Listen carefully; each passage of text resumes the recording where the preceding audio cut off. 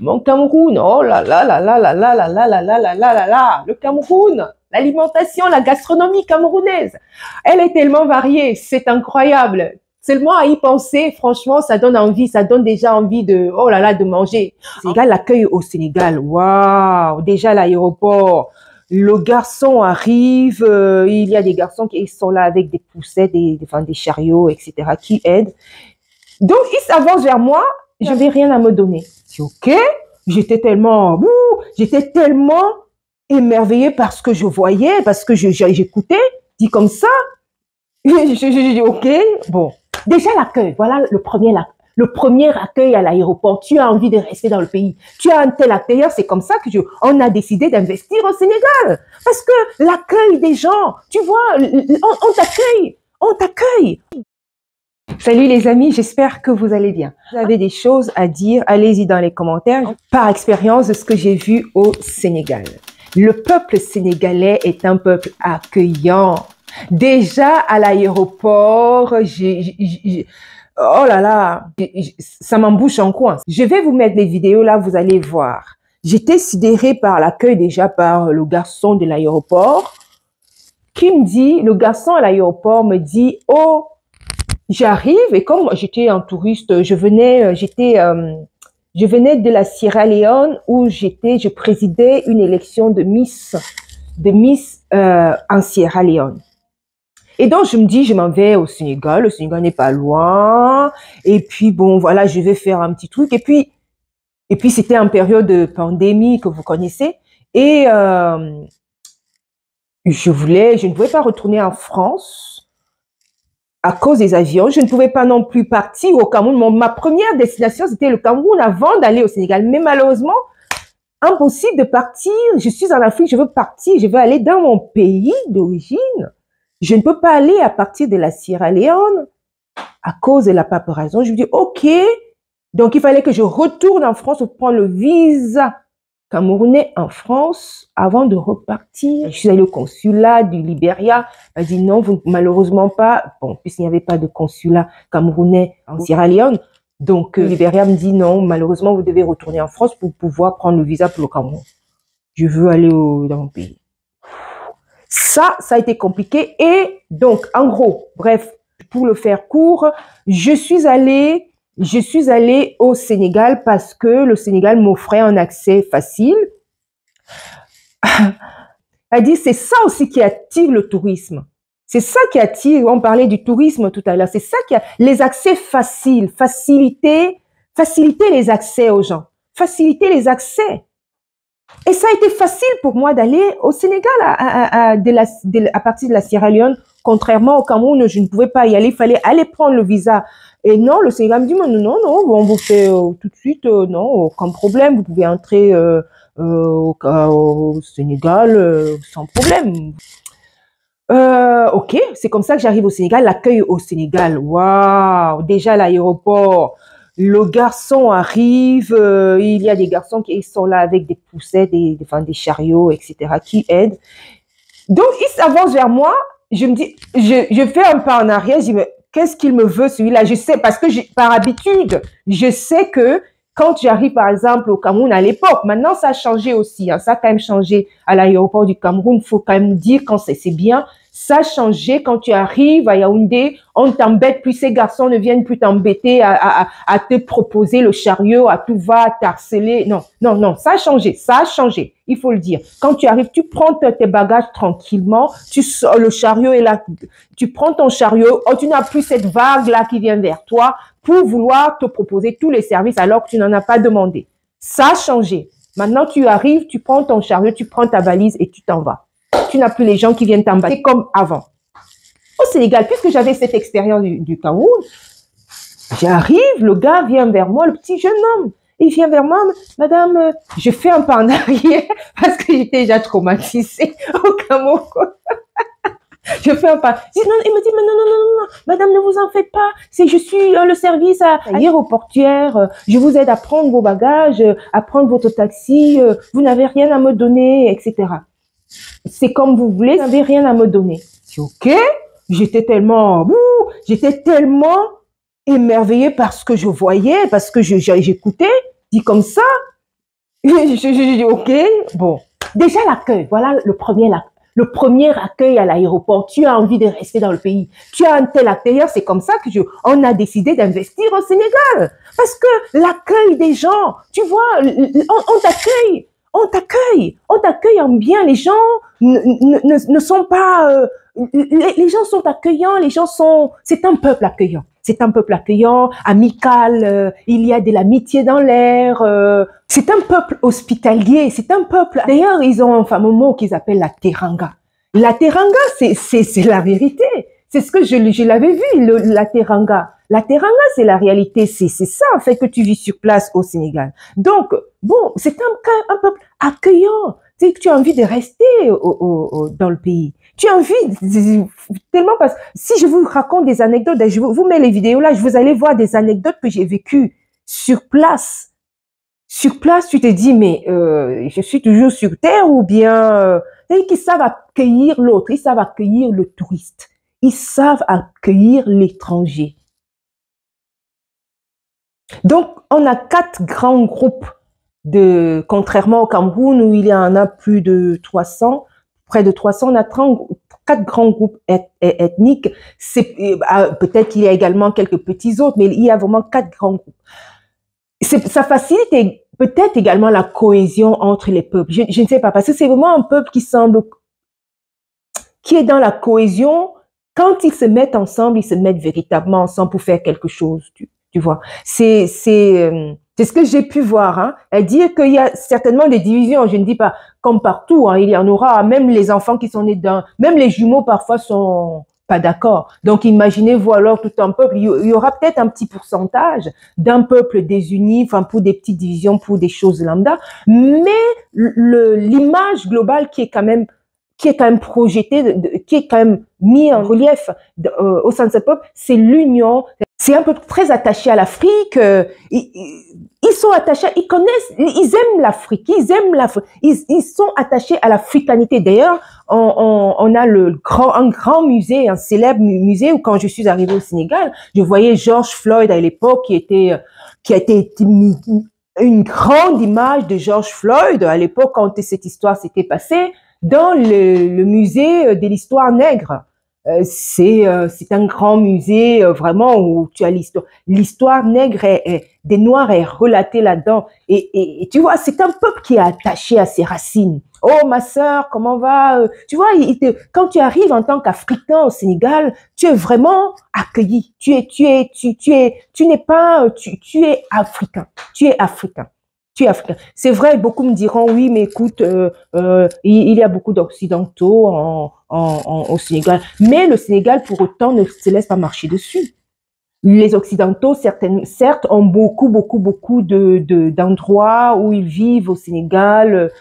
Ils ont de la place, mais c'est pas pour autant qu'ils ont du pouvoir. Non, parce que le Sénégalais ne se laissera pas faire. Le Sénégalais ne se laisse pas faire. C'est ça le truc. La vérité, c'est ça. C'est un peuple qui ne se laisse pas faire. C'est-à-dire que quand il est convivial, il est agréable, il est accueillant, etc. Mais il y a des limites que tu ne dois pas dépasser. C'est-à-dire que ne dépasse pas des limites. Tu dois te mettre aussi à ta place. Tu dois savoir le respecter parce que si tu ne le respectes pas, il va te le faire savoir. Il va te le faire savoir et très, très rapidement. C'est ça qui est, même en tant qu'Européen, il n'a pas de complexe. Il n'a pas de complexe. Le Sénégalais n'a pas de complexe vis-à-vis de l'Européen, par exemple. Quand je compare à nous autres de l'Afrique centrale, où parfois il y aura des complexes. C'est-à-dire que tu préfères mépriser ton frère africain et tu vois l'étranger qui arrive, qui même te mate, qui te met plus bas que terre, et tu l'enveloppes plus que ton frère qui a également besoin du même aide. Ou alors, on fait tous la queue et toi, tu favorises l'Européen parce qu'il est européen et tu renvoies ton frère en arrière. J'ai vu des choses comme ça. C'est aberrant, c'est catastrophique. Les gens doivent se réveiller, mais non. Vous faites la queue, chacun respecte sa ligne. Tu n'as pas besoin d'appeler l'autre avant parce que c'est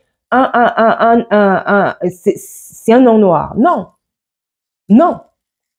Donc, alors, au Sénégal, tu n'auras pas des choses comme ça. Maintenant, venons-en. Donc, côté accueil, au niveau du peuple, vraiment, c'est un peuple très agréable. Un peuple très agréable et je mettrai pour ça. parce que je l'ai vécu. Franchement, je mettrais 8 sur 10. 8 sur 10 parce que je ne mettrais pas 10 sur 10 parce que bon, il y a toujours des petites choses, voilà, prenant en compte de ce que, voilà, d'autres peuvent dire que je mettrais 8 sur 10. 8 sur 10. Alors, maintenant, venons-en au Cameroun. Le Cameroun est un peuple où on a plusieurs ethnies. Ça, c'est déjà, il y a une disparité dans ce peuple-là. Il y a près de 300 ethnies au Cameroun. Ça montre également la différence entre le peuple et peut-être également cette notion de division qui peut parfois régner même au sein des Camerounais. Et ce fut un peuple accueillant. Vous comprenez, mais ce que j'ai constaté, c'est malheureusement, pour le Cameroun, je mettrais le Sénégal, j'ai mis 8, mais pour le Cameroun, je mettrais, oui,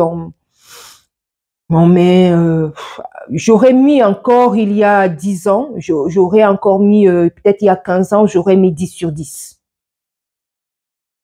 J'aurais mis 10 sur 10. Mais aujourd'hui, je serais au niveau de 5 sur 10, oui, bon.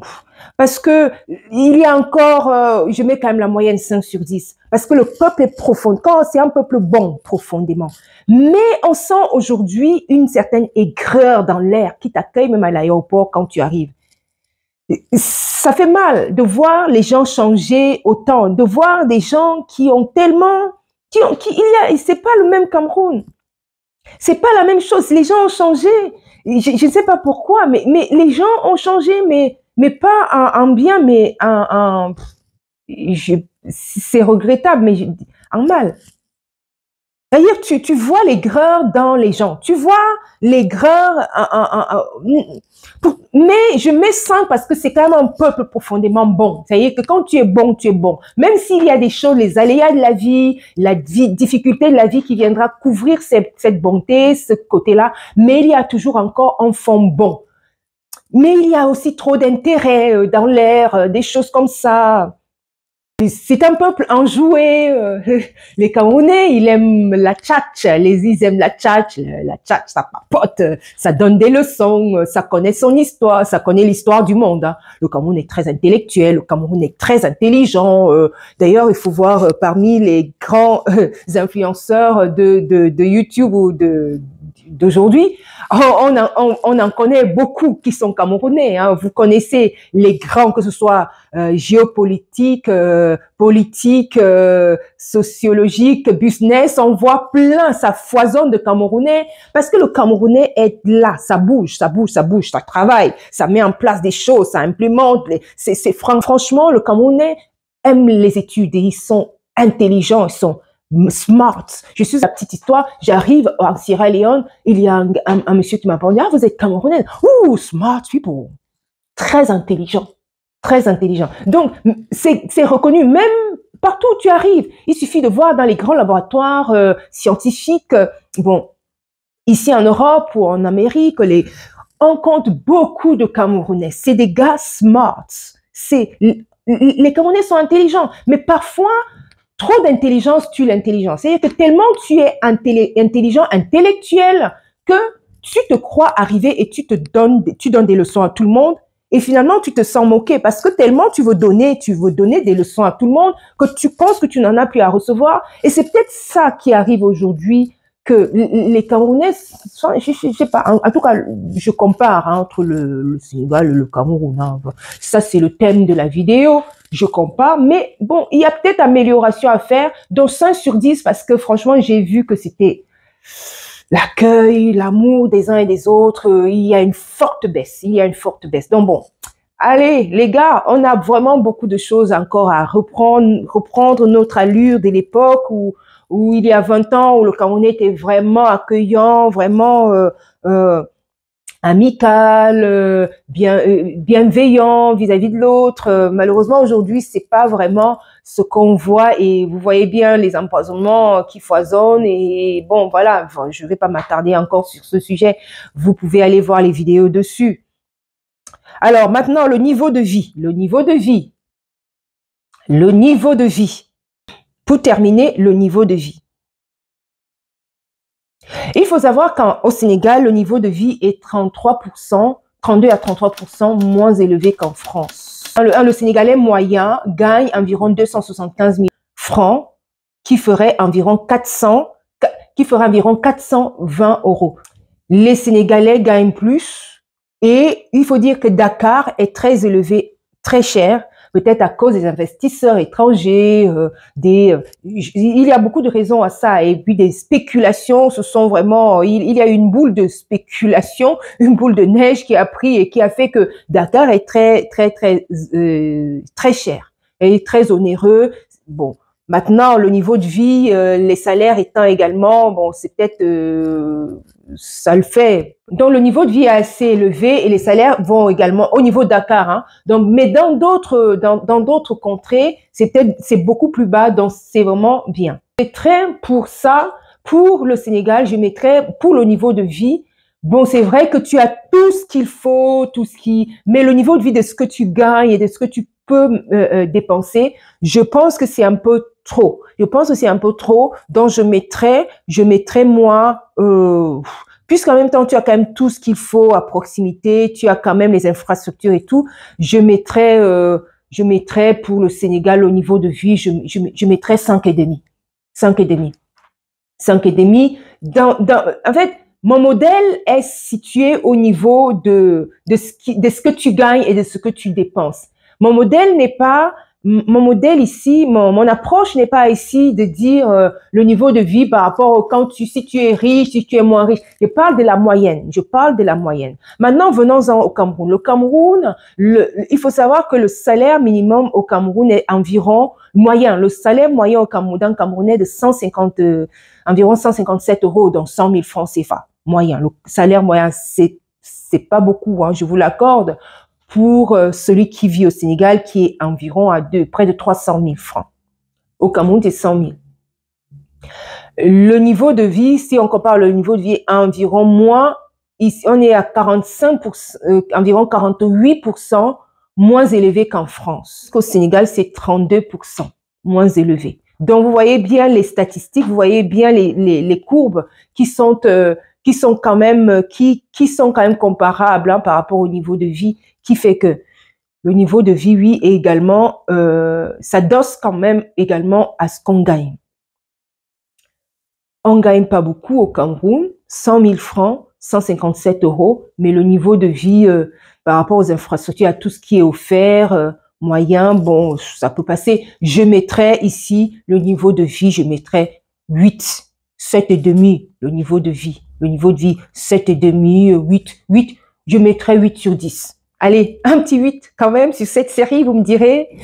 Alors, les amis, maintenant parlons de gastronomie. L'alimentation au Sénégal, quand tu es européen et quand tu es africain, je ferais bien la différence, ou alors quand tu viens de la diaspora. Moi, je ferais bien la différence. Parce que moi, si je prends mon cas, quand je suis arrivée au Sénégal, franchement, en tout cas, j'ai regretté de ne pas pouvoir manger africain.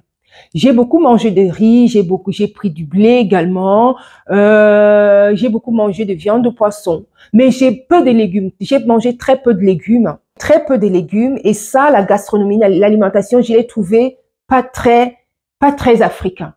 Donc, je mettrais, en termes de notes, je mettrais alimentation, je mettrais 5.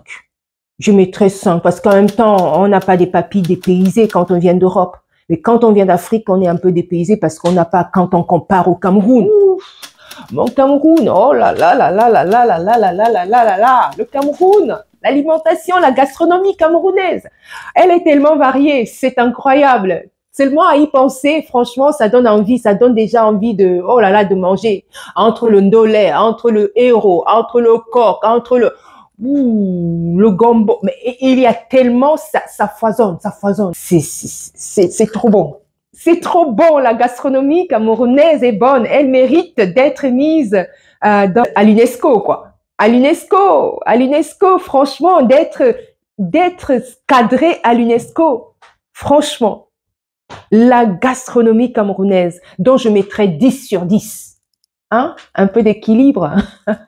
Un peu d'équilibre, hein? Un peu d'équilibre quand même. 10 sur 10 pour la gastronomie camerounaise. Franchement, l'alimentation, si tu veux aller au Cameroun, ouf, tu as de quoi faire, hein? Tu as de quoi faire. Donc voilà, allez, je vous ai fait la comparaison entre le Sénégal et le Cameroun. À vous d'aller commenter, à vous de partager la vidéo afin de la faire savoir à un grand nombre. N'hésitez pas à donner votre avis également parce que ici on discute. Hein. On discute, je vous ai mis des thèmes et on discute ensemble. Vous avez peut-être des avis contraires, mettez-les, s'il vous plaît, avec respect et politesse. Surtout respect vis-à-vis de moi qui prend le temps de mettre en place ces vidéos. Pas de mépris, pas de mots mal placés, dans le respect et la politesse. Et je vous le rendrai bien.